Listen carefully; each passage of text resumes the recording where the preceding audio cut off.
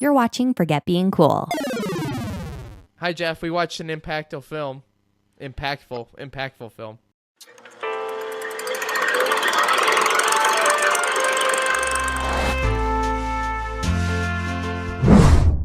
Yes, we watched Deep Impact. No. Oh, wait. No, never mind. We watched the Gladiator. So I call you, Jeff. Yeah. I call you, and I don't get an answer, which just means Jeff either answers on the first ring Or doesn't answer at all. Doesn't answer at all.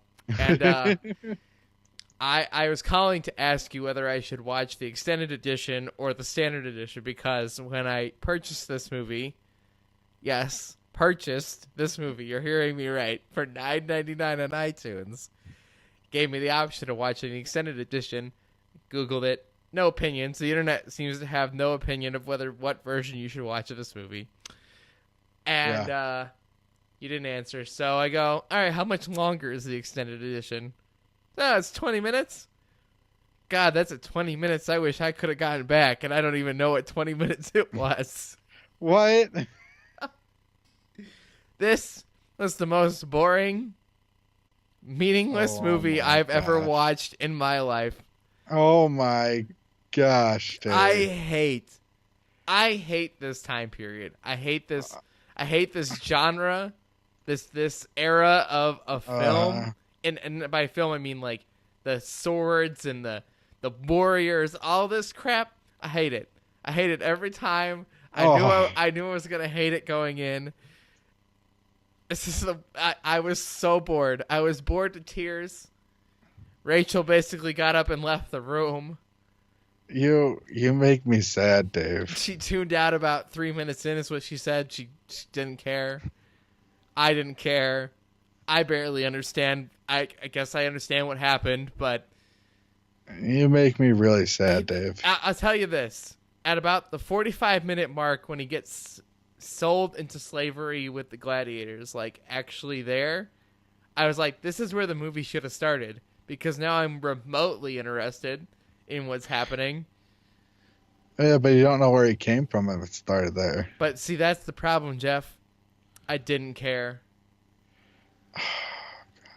So you gotta tell me. You know why he gotta has a tell grudge me. on the Emperor. You gotta tell me.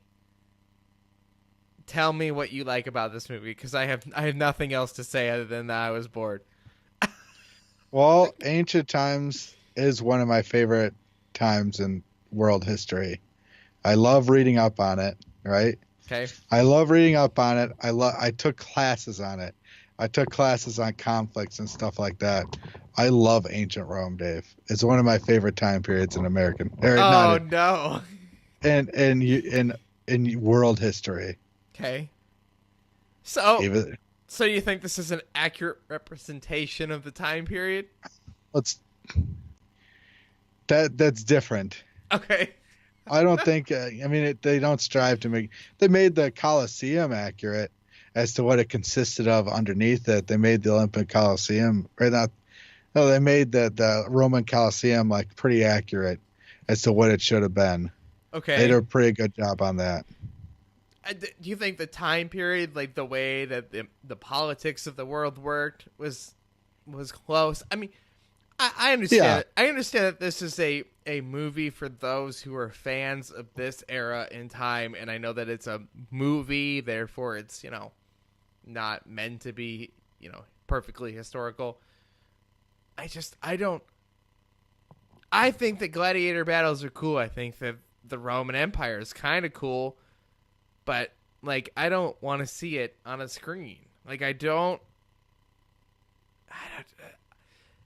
have no investment. I think everybody's kind of weird. I think this movie is beautifully choreographed. I think it's a piece of cinematic history.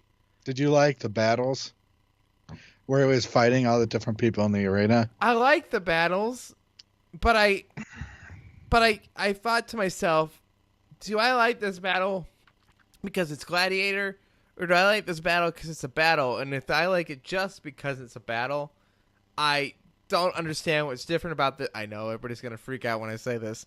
What's different between this and the Avengers? The Avengers makes me smile occasionally every time somebody has a moment of dialogue in this, I'm bored. That's because it's a drama, Dave, and not more like a comedy. Avengers Do you just is not like not, dramas? No. There are dramas I like. There is a drama we're going to watch probably next week. That's like drama comedy. It's more of a drama action adventure. So it tells the story of him and how he had to battle. Is like he was a loyal subject of the Roman Empire, and then the son killed his father. He became emperor, and he murdered. I know what happened. I just don't get why I care. Like, why am I supposed to care? Because the emperor murdered his wife and child. Yes. And they want a grudge on the emperor. Uh-huh. Yeah. Okay. Is that it? What are you trying to look for? I don't know. I thought he was boring. He's basically what's his face from Guardians of the Galaxy, except not as fun. Dave, what do you look for in a movie? I don't know. He is basically Drax the Destroyer after Ronan, except it's not as exciting. Because there's no what fun. are you looking for in a movie? Sure, it's a long ass movie. It is. It's too long. I'll give you that. The extended version is too long, and there's a lot of unnecessary dialogue. Yes. I don't know, Jim. I'm looking. Do you like Game of Thrones? No, I don't, because it's the same genre. It's this. See. It's this medieval genre that I don't care about. You're as picky with your movies as you are with food. I agree. I don't know. It's like the politics of Game of Thrones. The reason that Gladiator is so good is so critically praised as a movie is the same reason why Game of Thrones is considered a great series. Okay, but I understand why this movie is good and highly regarded versus the movie we watched, Moonlight. I have no idea why people like that movie. Yeah, that was weird. It was well, you don't like dry movies like that. Like that movie just tells a story. But I would brings you to the narration of somebody. I would argue that I'm not just looking for something that is full of meaty action, because this clearly had it. What are you looking for in a movie, Dave? A fun time, an enjoyable story, something that makes me tear up, something that makes me feel something. Do you like horror movies? No. Everybody looks for something different in movies. Right. Which I would agree, which is why I can gladly admit that this Gladiator is not my genre of movie. Which is why I hadn't watched it previously. This is why this is the first time I've seen this movie, because I knew going in, despite giving it a really fair shake here, it was everything that I didn't want it to be, and it was 3 hours. Yeah. It's like Die Hard, where it's just this one badass guy can take down anybody else no matter the odds. But I like Die Hard. Because it had funny bits in it. Because it was an enjoyable ride. Because Die Hard was action 95% of the time. And it didn't stop for meaningless dialogue about emperor politics. But it is the politics, and it just shows you why. It just tells the backstory of everything, basically. Yeah. I'm glad you liked it. When you called me and you were like, yeah, I watched the extended version, I was actually of the opinion that I thought you would agree with me about this. The extended version was too long, in my opinion. Okay, it's so 3 hours long. And there were unnecessary scenes, I thought, in there. I think there's a lot of stuff in the extended version that doesn't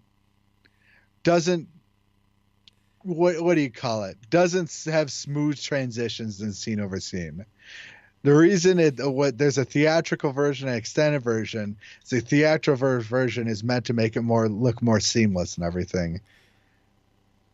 So, as a recommendation, now, you would tell me to watch the regular edition. Yes, I would say so. Okay, well, this would have been valuable information. Now, I tweeted this out. I never saw the extended version. I barely saw the regular version. I tweeted out, I said, I've never seen Gladiator. Somebody quickly tell me whether I should watch the extended edition or the regular edition.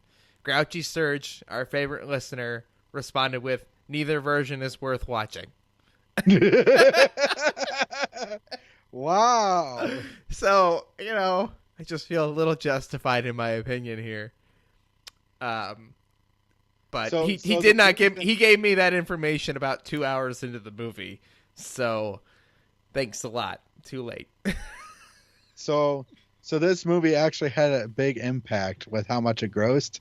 They dubbed it as a Gladiator impact. Okay.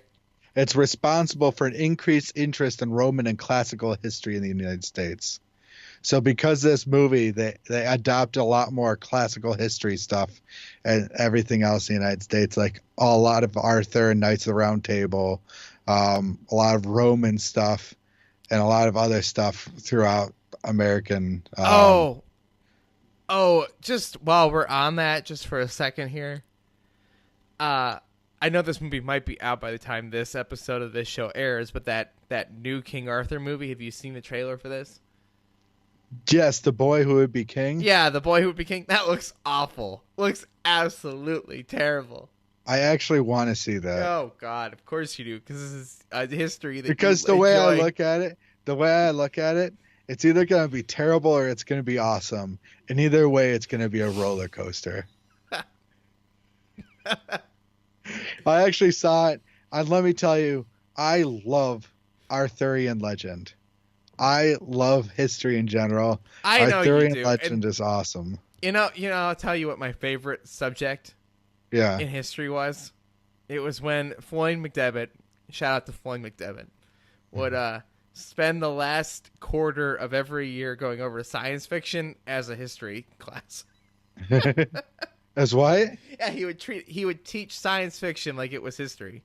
Oh my god! And he would use sci-fi movies to point out why they made them and why they were relating to like actual historical events that occurred when they made those movies. It was the best quarter of every year.